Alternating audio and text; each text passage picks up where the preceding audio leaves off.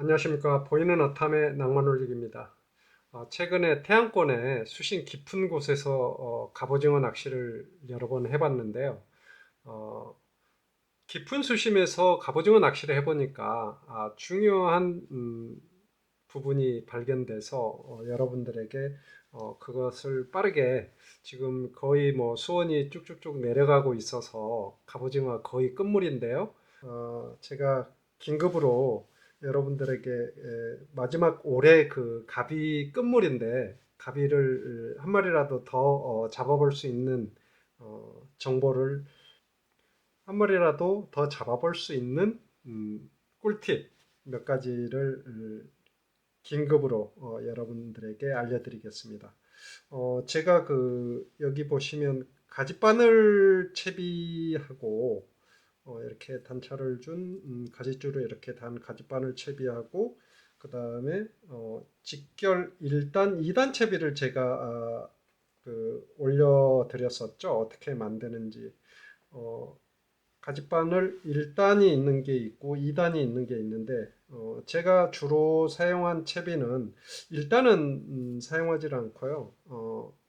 애기를 하나 다는 거는 이렇게 가지줄 채비였을 때 했고 그 다음에 직결은 1단만 만든 직결은 사용하지 않고요. 이렇게 뽕돌을 달고 그 다음에 뽕돌에서 단차가 한 15cm 정도 생긴데 애기를 하나 달고 그 다음에 거기서 뭐 한 18cm 정도 위치한 곳에 애기를 하나 더 달았습니다. 근데 이제 이렇게 애기를 두 개 단다고 그러면 요선배 같은 데서 이게 조류 저항 때문에 옆에 사람하고 트러블이 생긴다라고 말씀을 하시는데 그럴 수는 있습니다. 그렇지만 제가 해본 바로는 그렇게 요 애기를 하나 더 단다고 저항감이 더 생겨서 옆 사람의 위치로 이렇게 가는 경우는 별로 없습니다. 그러면 그걸 극복하기 위해서는 뽕돌을 뭐 20호로 통일하거나 25호로 통일하면 자기는 30호를 본인은 이렇게 하시는 분들은 30호로 한 5호 정도만 높여주면 충분히 그걸 극복할 수 있고요. 봉돌을 다른 분하고 같이 쓰더라도 방법은 있습니다. 저 같은 경우는 제일 밑에 바닥에서 제일 밑에는 4호 애기를 사용을 했고요. 그 다음에 그 위에는 3호 애기를 사용을 했습니다. 이게 어떤 애기라는 거는 제가 강조를 안 하셔도 알겠죠. 어, 그리고 이렇게 가지줄하고 직결하고 직결 2단하고 제가 테스트를 해봤는데 훨씬 이 직결 2단이 확률적으로 조과가 높아지고 그 다음에 어, 갑오징어가 부화가 걸리면 바로 가지줄보다 더 정확하게 파악을 할 수 있었습니다. 보통 우리가 가지줄을 쓰는 것은 가비가 아기를 딱 잡았을 때 이물감을 느껴서 놔버리기 때문에 더 자연스러운 액션과 갑오징어의 이물감 때문에 이 가지줄 채비를 쓰는데요. 액션과 그 다음에 가비가 이렇게 잡고 있는 시간을 늘리는 목적으로 가지줄 채비를 쓴다라고 생각을 합니다. 그 다음에 근데 제가 이 가지줄 채비도 써보고 이 직결을 쓸 때 어느 순간 굉장히 입질 감이 무뎌지고 그 다음에 후킹 성공률이 낮아지더라고요. 그래서 제가 이제 가지줄로 전환을 해서 아기가 갑오징어가 아기를 잡는 타이밍을 제가 못 잡고 있구나라고 생각해서 가지줄로 바꿔봤어요. 그래서 따박따박 올리기는 했는데 한참 낚시를 하다 보니까 조가가 그 갑오징어 애기를 잡는 빈도수가 줄어드는 것 같아서 다시 그 직결 2단 채비로 변경을 했는데요. 이상하게 갑오징어 잡긴 잡는데 후킹이 안 되는 상황이 도래했습니다. 그래서 그 이유가 뭘까? 근데 이유는 아주 간단한 데 있었습니다. 이거는 정말 중요한 팁인데요. 자, 제가 똑같은 이렇게 4호 애기와 3호 애기를 이렇게 사용을 했는데 여기 보시면 이렇게 바늘도 휘어지고 이렇게 펴져 버리고 그다음에 여기 이렇게 바늘을 이렇게 만져보면 바늘이 굉장히 무뎌졌습니다. 이게 제가 수심 깊은 데서 갑오징어를 잡다 보니까 어, 이게 밑걸림이 별로 없어요. 수심 깊은 데서는. 그래서 이거를 뭐 한 출조를 한 세 번, 네 번 계속 반복을 해서 이거를 사용하다 보니까 뭐 이렇게 펴지면 다시 똑바로 잡아서 쓰고 그런 거를 계속 반복하다 보니까 이 바늘이 엄청 무뎌져 버린 거를 모르고 계속 저거를 썼던 거예요. 근데 이 바늘 훅의 방향과 그리고 이 바늘 끝의 에리암이 죽어버리는 것 같더라고요. 근데 이거를 이제 가성비로 따져서 생각을 해보면 요즘 갑오징어 럭비공 사이즈 한 마리가 시장에 가면 죽은 거 그물로 잡은 것도 2, 3만 원 합니다. 근데 우리가 이제 이거를 회로도 먹을 수 있고 그리고 굉장히 싱싱하게 구할 수 있는 이런 가비는 뭐 사서 먹을 수 없는 가비죠. 근데 그런 거 한 마리를 생각하면 이렇게 계속 며칠을 몇 번 출조하면서 계속 이렇게 반복해서 사용을 하는 애기는 결코 가성비 면에서 손해라는 생각이 듭니다. 이렇게 하면 이 끝에 바늘이 이렇게 휘어져 가지고 이렇게 해야 걸림이 생깁니다. 어, 그러니까 갑오징어가 이렇게 물고 있다가 이렇게 훅이 안 되고 그냥 가끔 그 갑오징어의 살점만 약간 띄어가지고 나오는 현상이 증가합니다. 근데 이제 새로 훅을 애기를 설치하면 이게 이렇게 그 갑오징어 다리나 아니면 그 입 근처에 이렇게 파고드는 그런 각도로 해서 아주 예리한 침이기 때문에 살짝만 해도 애기 갑오징어가 후킹이 되는 겁니다. 그리고 제가 애기를 딱 바꿔보면 이 계속 쓰면서 이렇게 색깔이 갑오징어 먹물 때문에 까매진 이런 애들보다 이거를 처음에 딱 새 애기로 교체한 다음에 딱 내리면 바로 그 게시발이 있다는 것도 알았고요.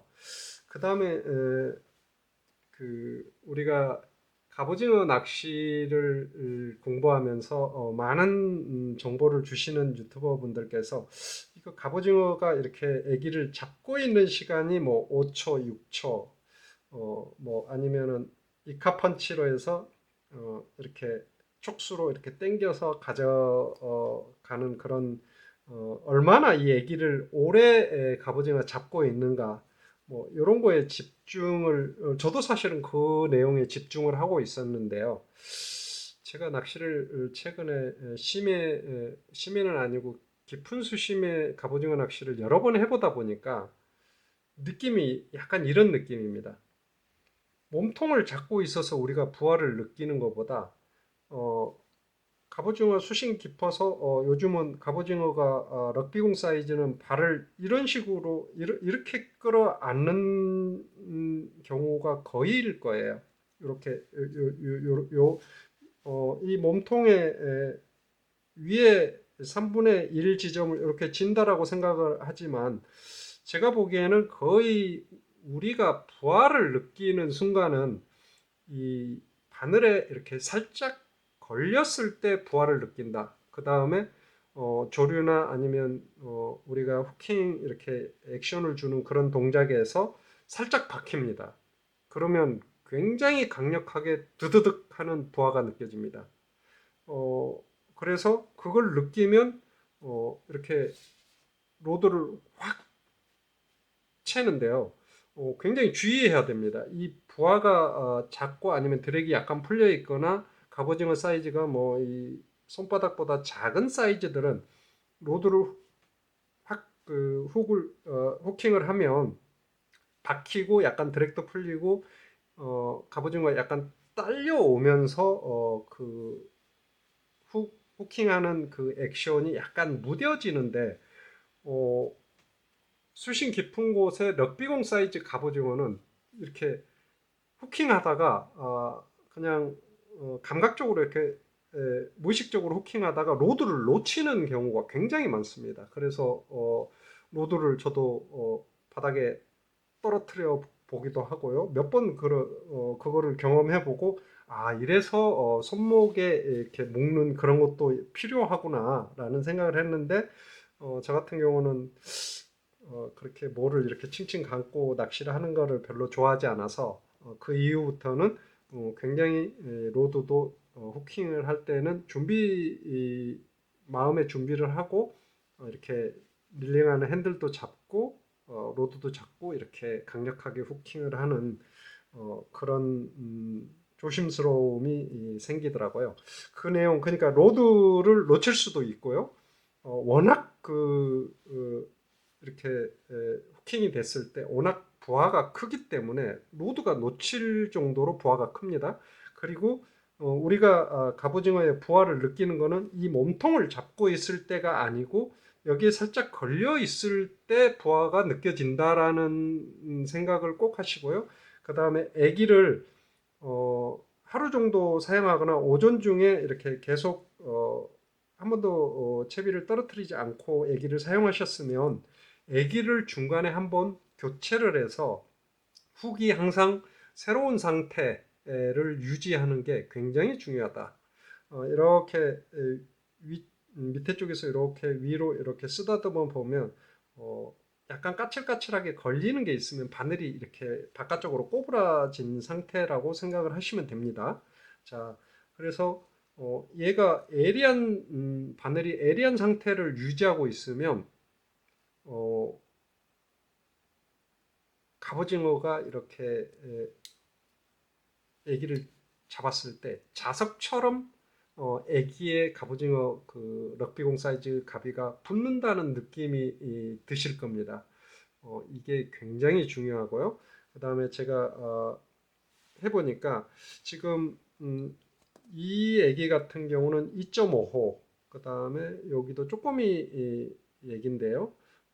우리나라 국산 YL에서 나온 수박 고추장 수박 정갱입니까? 전 잘 모르겠어요. 어떤 명칭이 있겠죠.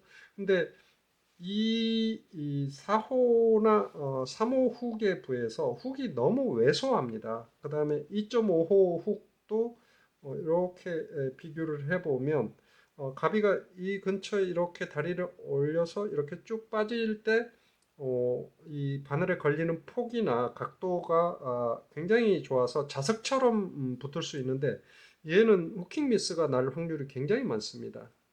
그리고 어, 보통 갑오징어가 이 몸통의 위에 상부 머리 부분을 이렇게 잡는다고 생각하는데 제가 보기에는 요즘 가비는 이렇게 잡아버립니다. 그렇기 때문에 훅을 잡기 때문에 부하가 몸통을 잡고 느껴지는 부하보다는 그리고 그 부하는 약하고요. 훅에 딱 걸려서 드드득 하는 그런 부하가 분명히 느껴지기 때문에 어, 오히려 이렇게 훅이 2.5보다는 넓고 이런 쪼꼬미 애기보다는 넓어서 이 근방에 이렇게 스치기만 해도 후킹이 바로 바늘에 되는 그런 바늘을 신경을 많이 쓰셔야 되고요.